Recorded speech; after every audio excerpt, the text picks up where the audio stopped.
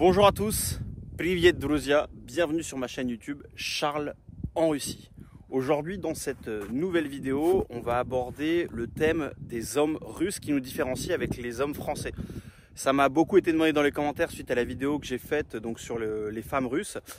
Tout ça n'est pas une science, hein, c'est basé sur mon expérience à moi, mon vécu ici. Merci en tout cas, comme d'habitude, pour tous vos commentaires, vos likes, votre soutien. Je vois que le contenu sur la Russie, ça intéresse énormément, ça me fait vraiment très plaisir.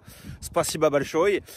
Si vous aimez donc ce contenu, n'hésitez pas à liker, à partager et à vous abonner. On y va, let's go.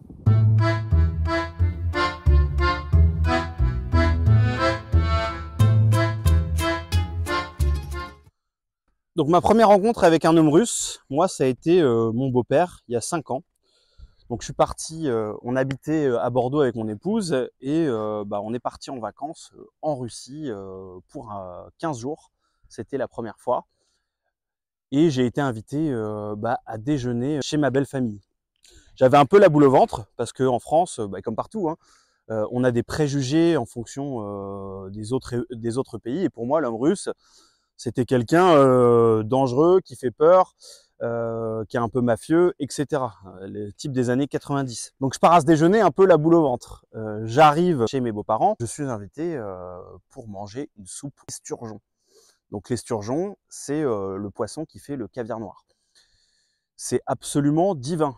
Ça se rapproche du poulet, il n'y a pas d'arête, c'est une chair qui est incroyablement bonne, qu'on peut manger en soupe ou alors poisson de manière fumée. Je rencontre mon beau-père, on se serre la main et c'est vrai qu'il est grand, assez costaud, mais il me fait un sourire, très bonne première impression. Je suis invité à m'asseoir à la table et là j'étais pas prêt, donc la table était assez grande, 2-3 mètres de long. On me fait m'asseoir tout au bout. Et en face de moi, donc, toute la belle famille, donc mon beau-père, ma belle-mère, la tante, la grand-mère, Babouchka.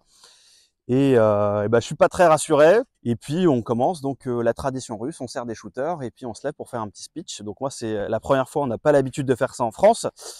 Je fais mon speech, remerciement pour l'invitation, pour la soupe, etc. Le repas se finit et je suis réinvité quelques jours plus tard à aller à la datcha. La datcha, pour les Français, hein, c'est la maison de campagne en Russie. C'est là où, quand on sort, par exemple, de Moscou, qui est une grande ville, les moscovites viennent se reposer le week-end. Je suis invité dans cette datcha, on me fait visiter, c'est très joli, j'aime beaucoup le charme. Et là, on ouvre la salle de bain et je vois de la viande découpée dans la baignoire. Je dis, Arina, mais qu'est-ce que c'est que ça? Est-ce que ce serait pas, en rigolant, ton ex-petite amie? Et donc on rigole et mon beau-père nous explique que il est chasseur et qu'il a ramené de la viande d'élan pour le déjeuner qu'on va faire sous forme de grillade. C'est absolument divin. Donc on s'est régalé. Et puis voilà donc ma première expérience avec le russe. Donc j'ai pu directement observer que l'homme russe est quand même un peu plus sauvage, beaucoup moins d'émotions. Donc ça c'est ma première expérience. Premier point donc de différence que je trouve entre l'homme russe et l'homme français, ça va être au niveau du rapport à l'alcool. Quelques mois plus tard, je retourne en Russie et je suis invité à passer quelques jours à Toula. Donc Toula, c'est dans le sud de Moscou, ça se trouve à 4 heures. C'est une autre petite ville. On arrive là-bas et directement, on me sert un grand verre de shooter, on trinque, on va s'asseoir autour de la table et les hommes commencent donc à servir des shooters, à manger. Et donc on boit, chacun fait son speech et on part faire de la motoneige. On s'arrête donc pour faire des barbecues dans la nature, on revient et pour les survivants, on va au sauna russe. Et après, on se baigne dans la piscine gelée. Donc, super expérience. Donc, au niveau du rapport à l'alcool, ce que j'ai pu observer, traditionnellement, on est tous bien sûr différents, mais chez l'homme français, on va consommer du bon vin, qu'on va consommer à table, autour d'un bon repas, entre amis, en famille.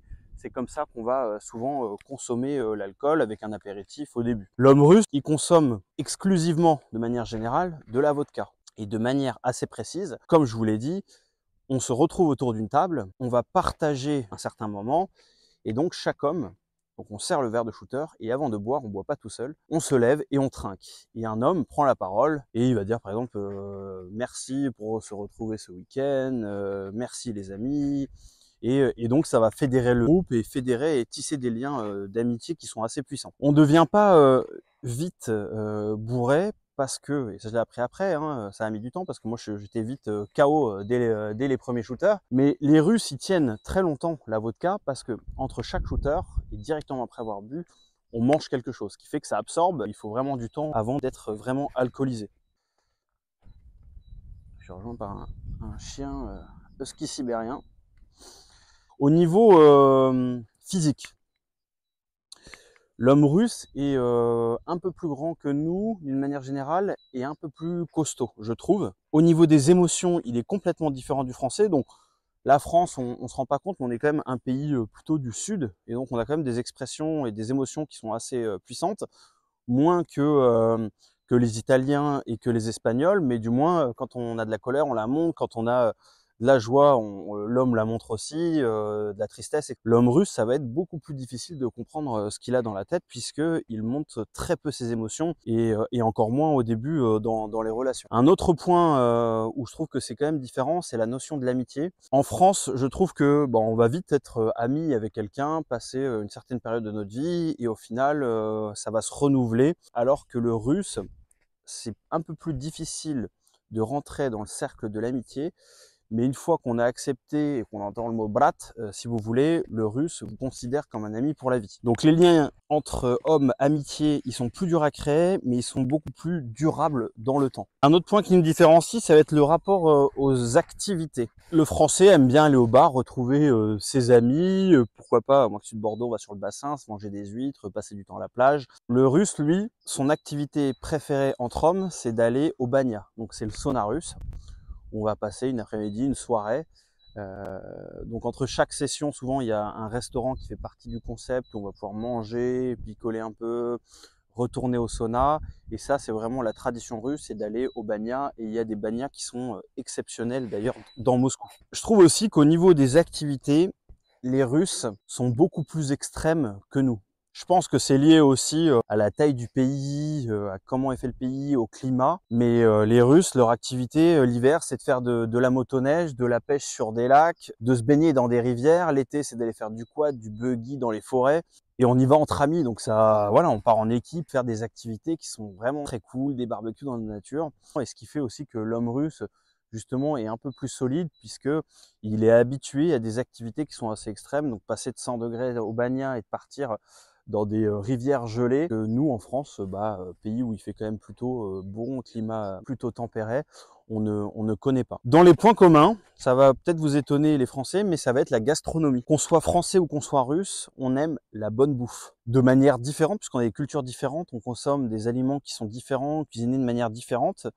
Mais les Russes aiment beaucoup manger et bien manger. La différence dans cette notion de gastronomie, c'est qu'en général, le français, il sait cuisiner, et bien cuisiner, alors que le russe, à part faire des grillades, il sait pas forcément cuisiner. Un autre point commun, c'est la passion pour le sport. Qu'on soit français ou qu'on soit russe, on aime le sport. Les deux pays sont complètement amoureux de football. On a bien sûr, je pense, pas les mêmes niveaux quand même. France championne du monde 2 fois. On a des clubs de Ligue 1 qui sont ultra performants, avec beaucoup d'investissements, des centres de formation exceptionnels. En Russie, ça reste un bon niveau, mais qui est pas au niveau français. Mais il y a quand même énormément de fans de football. J'ai eu l'occasion d'aller voir des matchs de football, le Dynamo Moscou, le CSK. C'est vraiment cool de voir que on retrouve un peu les stades avec une ambiance un peu similaire à chez nous. Il y a des sports par contre qui nous différencient. Je pense au rugby.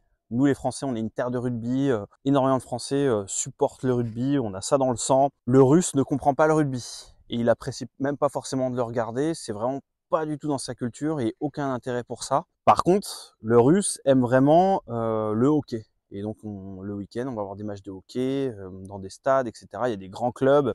D'ailleurs, petite anecdote, la dernière fois que je suis allé voir un match de hockey, ça doit remonter à 8 mois, 1 an.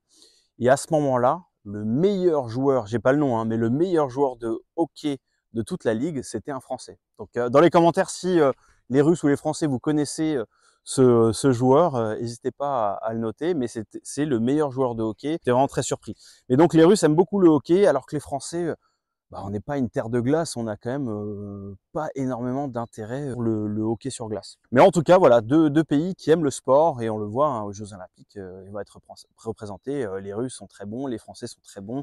On est des pays de sport. En point commun, donc qu'on soit homme russe ou homme français, on donne une place très importante à la famille, que ce soit donc à la famille plus âgée, les parents, les grands-parents, ou alors ses enfants. C'est la place primordiale pour l'homme, soit en Russie et qu'on soit en France.